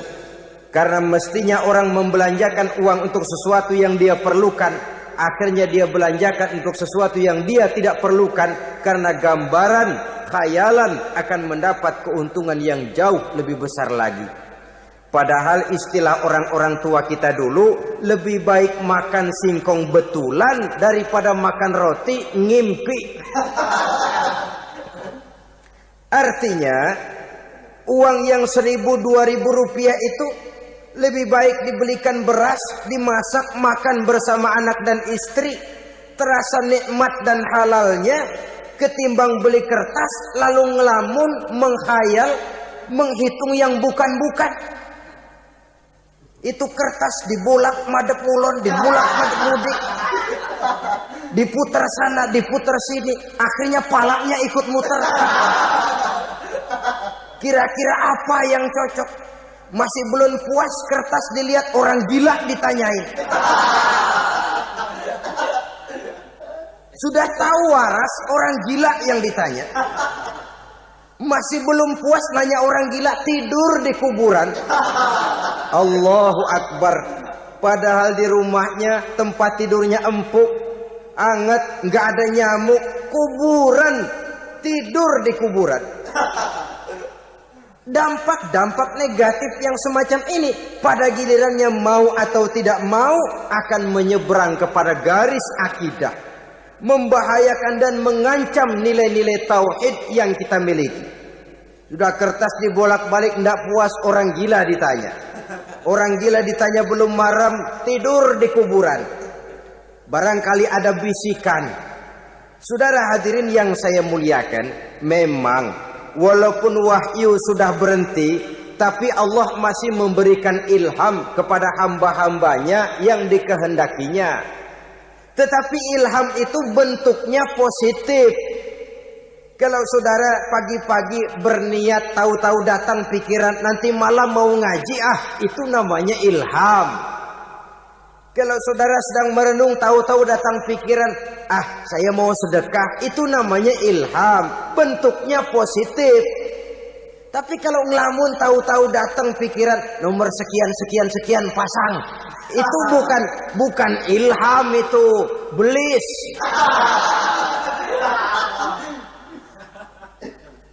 Saudara hadirin yang saya muliakan, tidak puas tidur di kuburan, cari yang lebih paten lagi, dukun ditanya. Nah, saya ingin menuduhkan persoalan. Apa tidak boleh orang ziarah kubur? Apa tidak boleh orang pergi ke dukun? Ini dalam kaitannya dengan judi, karena ini penyakit yang sudah merajalela, mewabah di kalangan masyarakat kita di lapisan yang bawah ini. Saudara hadirin yang saya muliakan, ziarah kubur bukan saja boleh, malah dianjurkan oleh Nabi. Tetapi ziarah kubur yang dianjurkan oleh Nabi itu dengan tujuan pertama, agar orang ingat kepada mati. Kafa bil mauti wa'izah, kata Nabi. Cukup dengan mengingat mati menjadi pelajaran bagi kamu semua. Maka etikanya diajarkan, kalau saudara ziarah kubur sampai di depan pintu kubur itu kan, Assalamualaikum ya ahlal kubur wa inna insyaallahu bikum lahikun. Kami satu saat insya Allah pasti akan menyusul kamu. Kalau kamu sekarang berbaring di sini, satu saat kami akan berbaring di sini. Ziarah kubur mengingatkan orang kepada mati. Orang yang ingat kepada mati, gaya hidupnya lain dengan orang yang tidak ingat mati. Nah, orang kalau nggak ingat mati, gaya hidupnya nggak terkontrol. Kalau dia berkuasa, Fir'aun, itu nggak ingat mati. Kalau dia kaya, Korun. Sudah gambarannya nggak merupakan gambaran-gambaran yang baik. Orang yang ingat mati, dia berkuasa, dia berlaku adil. Suatu saat saya akan mati dan ini akan dimintakan pertanggungan jawab. Orang kaya ingat mati, dia akan jadi pemurah. Kenapa? Kalau saya diberikan ilmu, pertanyaan akhirat cuma satu, ilmumu kau amalkan untuk apa? Kalau saya diberikan umur panjang, pertanyaan akhirat cuma satu, umurmu kau habiskan di mana? Tapi jikalau saya diberikan harta, pertanyaan akhirat ada dua, hartamu kau dapat dari mana, kau belanjakan kemana? Depannya ditanya, belakangnya ditanya, dapat dari mana, dibelanjain kemana? Sebab dua-duanya berkaitan dengan kegiatan. Kadang-kadang dapatnya dari jalan yang baik, tapi keluarnya ke tempat yang tidak baik, itu pun tidak betul. Atau dapatnya dari yang tidak baik, tapi dibelanjakan untuk yang baik, itu pun tidak bisa diterima. Oleh karenanya, dengan mengingat mati, gaya hidup seseorang jadi terkontrol karenanya. Yang kedua, dianjurkan kita untuk berziarah kubur itu mendoakan orang-orang yang sudah meninggal. Mal mayyitu fi qabrihi illa kal gharikil mutaghawis, kata Nabi. Orang yang sudah meninggal itu di alam barzakhnya adalah seperti orang yang tenggelam di lautan, menunggu doa dari keluarganya yang masih hidup. Apakah itu anaknya, kemenakannya, cucunya, dan lain sebagainya. Adapun yang kalau kita ziarahi itu kuburnya orang-orang yang kita tahu merupakan orang soleh, orang yang berjiwa bersih, yang kita kenal ketakwaannya kepada Allah Subhanahu wa ta'ala, tidak ada salahnya kita bertabarruk, asal jangan dengan satu keyakinan bahwa dia secara mandiri bisa mendoakan kita. Dia hanya bisa melakukan itu hanya dengan izin Allah. Nah, umumnya orang kalau sudah ziarah ke kubur-kubur keramat itu Allahnya kelupaan. Itu yang dikhawatirkan merusak dan mengganggu akidah. Sehingga di awal-awal perkembangan Islam, Nabi pernah melarang orang ziarah kubur itu. Ini bisa kita simak dari hadis, kuntu nahaitukum an ziyaratil qabri fazuruha. Dahulu aku pernah melarang kamu untuk ziarah kubur. Adapun sekarang kalau mau ziarah, ziarahlah kamu. Kata-kata dulu aku pernah melarang kamu itu menggambarkan bahwa pada permulaan perkembangan Islam, nilai keimanan para sahabat masih rapuh, masih lemah, masih memerlukan pembinaan. Sehingga kalau mereka sering ke kubur, dikhawatirkan mereka minta kepada kubur. Nah, tetapi tatkala nilai keimanannya sudah mapan, sudah kuat, kata Rasul, fazuruha. Adapun sekarang kalau mau pergi berziarah, ziarahlah kamu. Saudara hadirin yang saya muliakan, jadi jangan melupakan Allah. Saya bisa saja berkata, kalau saya misalnya pakai cincin, lalu saya bilang, saya sejak pakai cincin ini, jangan anak gadis, nenek-nenek ngelihat saya lemes. Atau sejak pakai cincin ini, dagangan laris bener. Cincin itu yang menggelincirkan akidah. Untuk tidak tergelincir, orang harus tidak melupakan Allah. Dia bisa berkata, alhamdulillah, Allah memberikan keistimewaan kepada batu cincin saya. Batu cincinnya tidak apa-apa, Allah yang memberikan keistimewaan. Ini dalam bentuk yang langsung. Dalam bentuk yang tidak langsung kita bisa lihat, misalnya kalau petani ditanya, ini bisa panen besar ini rahasianya apa, Pak? Oh, pupuk urea, pupuk urea. Nah, Allah nomor 16. Seorang petani yang baik keimanannya, dia akan berkata, kami bisa panen besar karena izin Allah. Lah, kalau pupuknya mah pakai pupuk urea, izin Allahnya dahulu, baru kemudian pupuknya nyusul. Jadi sebenarnya bukan cuma pergi ke dukun yang bisa merusak keimanan, pergi ke dokter juga bisa loh merusak keimanan.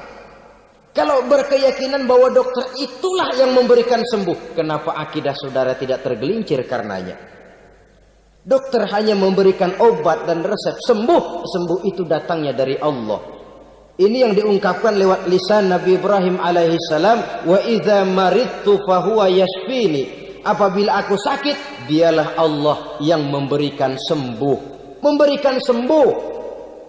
Jangan juga menyalahartikan ayat ini. Ada ayat begini sakit terus nekat. Udah nggak usah berobat dah, memang penyakit dari Tuhan. Ntar waktunya baik ya baik ya. Udah ampek terus dah. Orang yang berobat saja belum tentu sembuh, apalagi yang tidak berobat. Sama juga orang nggak sembahyang kita ajakin ngotot. Lu juga yang sembahyang belum tentu masuk surga katanya. Lah yang sembahyang belum tentu masuk surga. Bagaimana cengoran lu yang nggak sembahyang?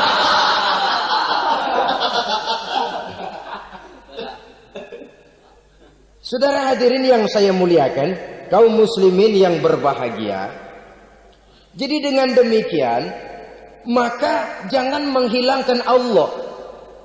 Kita, ajaran pokok dalam Islam adalah ajaran tentang tauhid. Tauhid ini menyangkut mengesahkan Allah, baik di dalam zatnya, baik di dalam sifatnya, baik di dalam perbuatannya, baik di dalam beribadah kepadanya. Tauhid dalam ibadah itu ada. Tauhid dalam zat artinya zat Allah itu tidak tersusun, tidak terdiri dari bagian-bagian yang bisa dipecah-pecah. Ya seperti kita ini kan ada kepala, ada kaki, ada tangan. Allah tidak tersusun zatnya dari bagian-bagian. Esa zatnya tidak bisa dibagi-bagi. Esa sifatnya artinya Allah itu sifatnya tidak pernah berubah. Sejak dahulu sampai sekarang Allah itu cinta kepada orang beriman yang melakukan kebaikan. Dan Allah benci kepada orang kufur yang melakukan kejahatan. Mustahil satu saat Allah berubah. Orang kufur yang berbuat kejahatan didemenin, orang mukmin yang berbuat kebaikan dikeselin. Misalnya tahun 2000 Tuhan giliran jengkel sama orang mukmin. Itu mustahil, dia esa di dalam sifatnya. Lain dengan sifat kita manusia. Sifat kita ini kan relatif. Ada saatnya kita senang, lain saat yang kita senang betul kita caci maki. Hari ini kita caci maki, besok kita puji. Lihat teman kaya, habis kita omongin. Boleh jadi dia kaya, kenapa? Dukunnya 36. Begitu kita habis caci maki begitu, dia datang ngasih duit sama kita. Cacian itu bisa berubah menjadi pujian. Lu ya emang bukan main dah. Sifat kita itu relatif, bisa terpengaruh oleh situasi dan kondisi.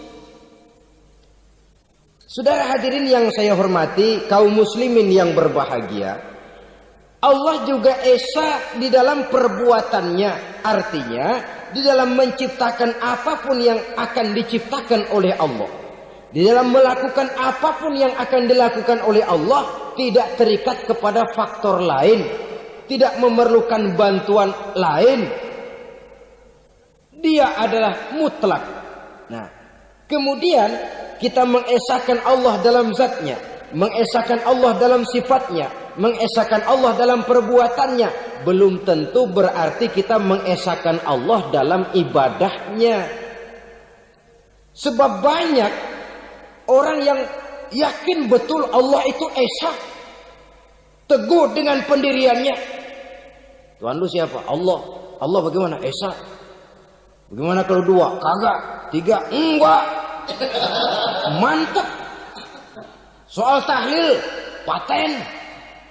Tapi dalam ibadah kadang-kadang dia tidak mentauhidkan Allah.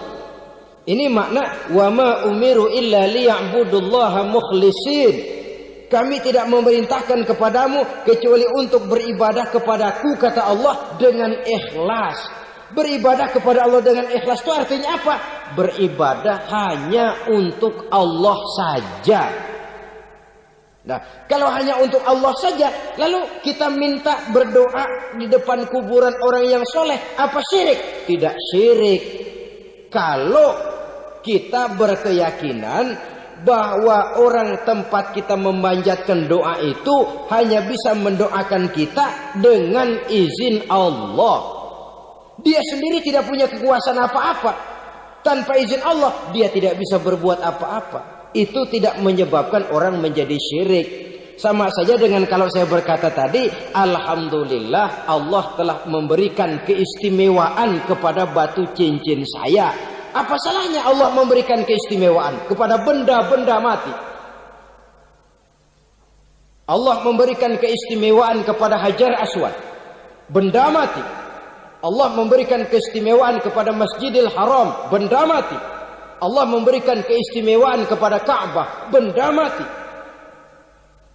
Orang tawaf keliling Ka'bah, sembahyang di Masjidil Haram, sujud menghadap kepada Ka'bah.